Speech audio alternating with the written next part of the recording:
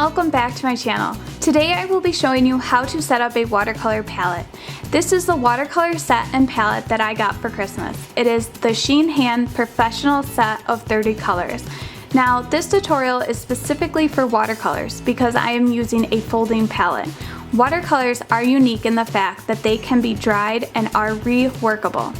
So to start out, you want to take a look at how your wells are set up, as each palette is different.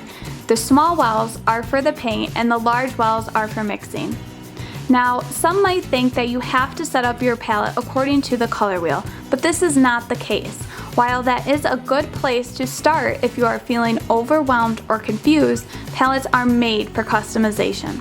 The only general rule you want to keep in mind is that you want to group colors that you will be mixing together most often. In my palette here, for example, I put the blues, greens, and the browns all together on one side because I plan on doing a lot of outdoor nature paintings and will probably use these most often. It also depends on what colors you think you will be using the most. I also added the white paint that came with my set because I like the way it looks in my paintings, but you could go without it as there are other options.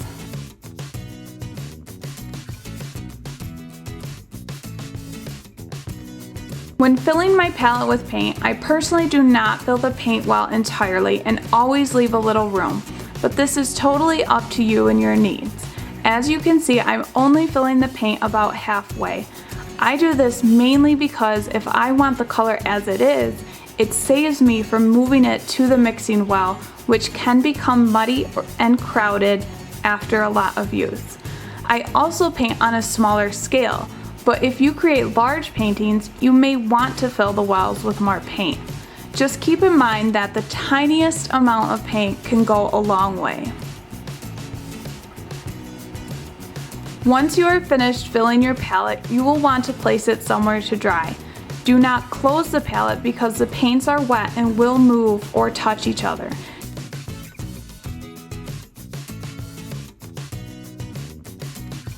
You also do not want to cover the palette with anything, as this will slow down or prevent the paint from drying at all.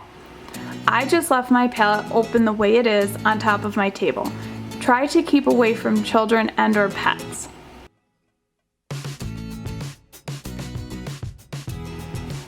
Drying time will vary depending on your location. Try to check it once every day just by touching the paint. It should only take a couple days to dry. Once it is dry to the touch, you will be able to close the palette and begin to use.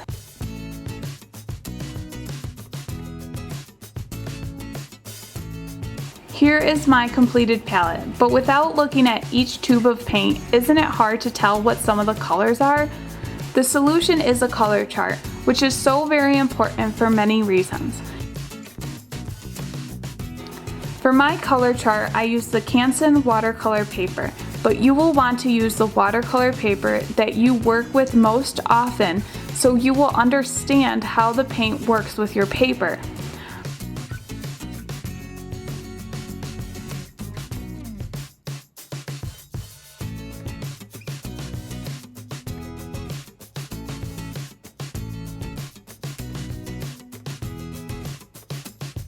I am drawing my chart in 1-inch blocks in the exact way my palette is laid out.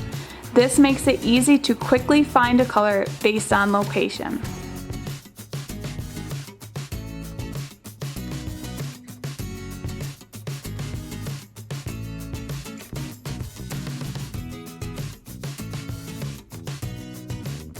Next, I outlined and labeled each block with waterproof ink. I suggest you write the name, number, and code of each color. It helps you learn the information which you may need to order individual colors in the future. You may also find that after time, you will like certain colors from certain brands and build the ultimate palette.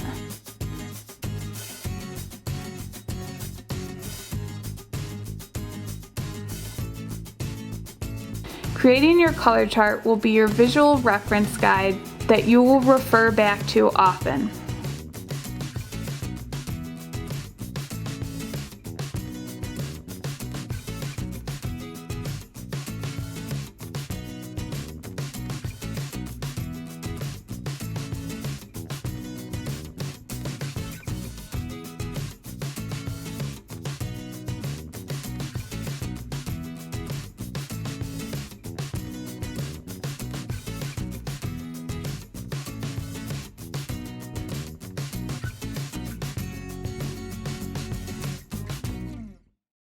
Instead of outlining each block, another way to create your chart is by blending the nearby colors with each other to see how well they mix.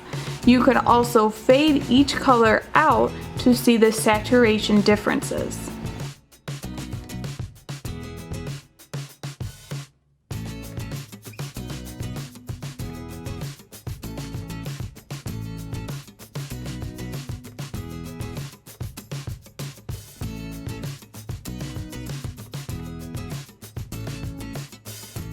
You may notice that some colors are darker, brighter, or lighter than they seem in the palette.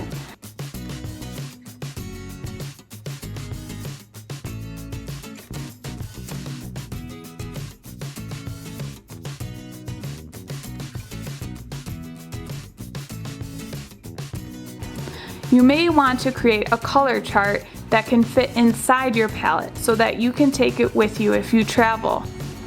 The chart I made is large so I could see a lot of the color, but plan on making one that will fit in my palette in the future.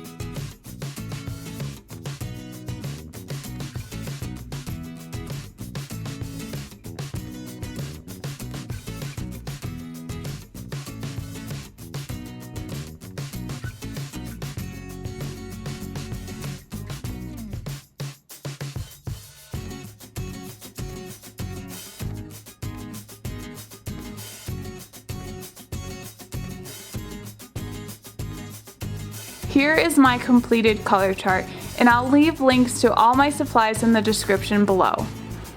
Please give this video a thumbs up if you enjoyed this tutorial or if it helped you in any way. Feel free to leave any tips I did not mention in the comments below and subscribe for future videos. Thanks for watching, and I'll see you guys in my next video.